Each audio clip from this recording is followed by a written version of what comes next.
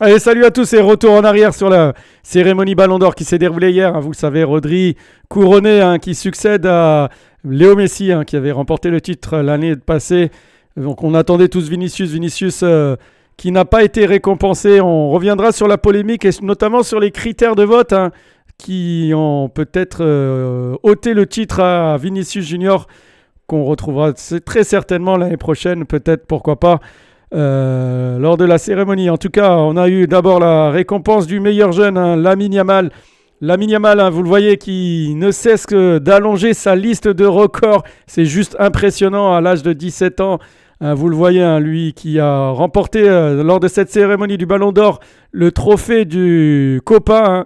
Et c'est le plus jeune joueur de l'histoire a remporté ce titre, donc le plus jeune joueur à 17 ans et quelques jours à avoir remporté ce titre de meilleur jeune, et il devient également le plus jeune joueur à rentrer dans l'histoire du top 10 du Ballon d'Or, donc c'est juste exceptionnel.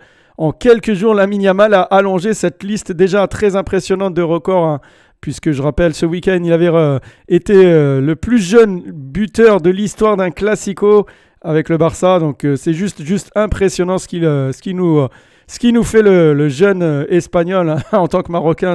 Ça me fait encore très mal qu'il n'ait pas choisi le Maroc, mais bon, c'est juste, on ne peut qu'apprécier le talent du jeune joueur. Vous le voyez sur cette liste magnifique. Il avait remporté, je rappelle, cet été l'Euro en devenant donc le plus jeune buteur de la sélection, en étant le plus jeune vainqueur de l'histoire de l'Euro, le plus jeune joueur déjà de la sélection espagnole, le plus jeune buteur de la sélection espagnole. Il est déjà le plus jeune buteur donc de l'histoire de l'Euro, le plus jeune passeur décisif de l'histoire de l'Euro, le plus jeune vainqueur d'un tournoi majeur, le plus jeune passeur décisif d'un tournoi majeur, le plus jeune vainqueur d'un tournoi majeur, ça je vous l'ai déjà dit, le plus jeune joueur décisif d'un tournoi majeur, et le plus jeune vainqueur du trophée de meilleur jeune lors de cet Euro. Donc c'est juste impressionnant. On a également ses records en Champions League. Il est le plus jeune joueur de l'histoire de la Champions League, le plus jeune passeur de l'histoire de la Champions League et le deuxième plus jeune buteur de l'histoire de la Champions League. Et si on ajoute à ça la Liga, le plus jeune vainqueur de l'histoire de la Liga lors de la saison 2022-2023, on a le plus jeune buteur de l'histoire de la Liga, le plus jeune buteur de l'histoire du FC Barcelone, le plus jeune auteur d'un doublé avec le Barça, le plus jeune buteur de l'histoire de la Supercoupe et le plus jeune buteur de l'histoire du Classico. Ça, je vous l'ai déjà dit.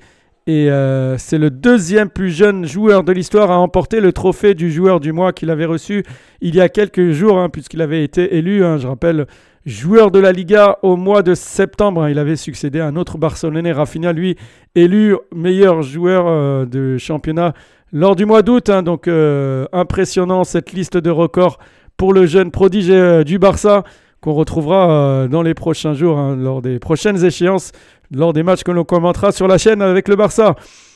L'autre récompense, le trophée Yashin, qui récompense le meilleur gardien de la saison, Dibu Martinez. Bon, certains diront que c'est injuste, mais combien d'entre vous ont regardé des matchs de Dibu Martinez cette saison pour le critiquer? Dites-moi, la plupart, je suis sûr, n'ont vu aucun des matchs pour avoir commenté tous ces matchs à la Copa América qu'il a remporté, je rappelle. Il a été juste impressionnant avec un nombre record de clean sheet en Copa América.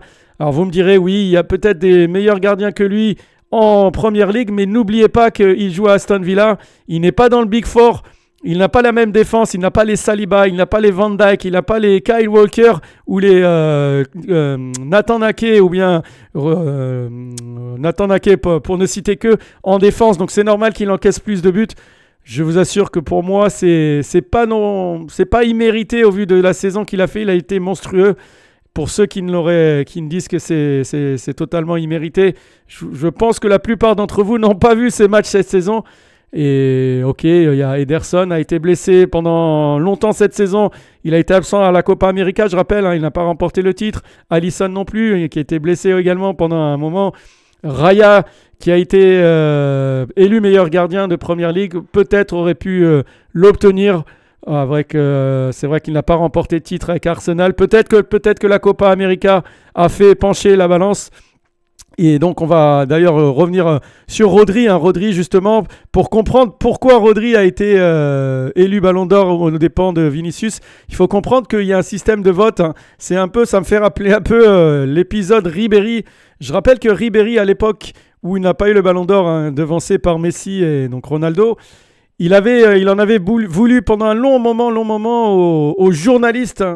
Mais à l'époque, les journalistes ne représentaient que 50% du vote. Alors il faut savoir qu'au Ballon d'Or, les systèmes de votation changent en permanence. Et à l'époque, Ribéry en voulait pendant de longues années, longs mois à ces journalistes qui n'auraient pas voté pour lui. Mais en fait, les journalistes avaient à l'époque voté en faveur de Ribéry. Ce sont les 50% à l'époque du vote qui appartenaient aux joueurs. Ce sont les joueurs qui n'avaient pas voté Ribéry et qui avaient plutôt choisi Messi ou Ronaldo. Et les votes s'étaient éparpillés.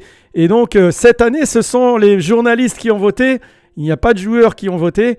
Et les journalistes ont eu la possibilité, donc 100 journalistes à travers le monde, ont eu un panel de joueurs du Real Madrid importants. On a eu Rodri face à Vinicius, Mbappé, Bellingham. Donc les votes, malheureusement, se sont éparpillés. Les votes se sont éparpillés et c'est ce qui explique, encore une fois, que Rodri ait eu le Ballon d'Or aux dépens donc de Vinicius. Les votes se sont donc dispersés entre Bellingham, Mbappé et donc Vinicius. Et Rodri en a profité. Après, dire que Rodri ne mérite pas le Ballon d'Or, très honnêtement, il ne faut pas être dans la culture de l'instantané. Si vous refaites l'historique de la saison, puisque je rappelle, le Ballon d'Or, c'est sur une saison.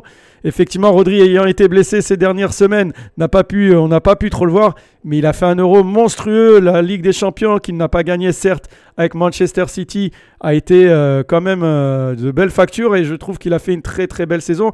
Et rappelez-vous, pendant les lives, je vous en avais parlé, je vous ai dit, attention, Rodri peut être Ballon d'Or et je ne me suis pas trompé. Même si je suis un inconditionnel fan du Real, vous le voyez avec le maillot du Real Madrid, pour moi, c'est pas non plus un scandale que Rodri ait le Ballon d'Or du fait de ce système de votation. Encore une fois, ce n'est pas de la faute de Rodri s'il a eu les votes des journalistes. C'est peut-être qu'il y avait en même temps 3 joueurs du Real et dans les top 5 du Ballon d'Or et les votes se sont malheureusement éparpillés entre les joueurs du Real et ça a profité à Rodri, l'Espagnol qui remporte le titre. Pour moi, ce n'est pas scandaleux. Il faudra attendre le 9 novembre, date à laquelle on verra le vote des journalistes. Donc on verra si ce que je vous dis se confirme ou pas. Donc le 9 novembre, donc c'est dans quelques jours, une dizaine de jours, on aura le détail des votes et donc on sera en mesure de dire si effectivement les votes se sont éparpillés ou pas. Voilà, c'était un rapide débrief de la cérémonie du Ballon d'Or. Merci de m'avoir suivi. Ciao, à bientôt.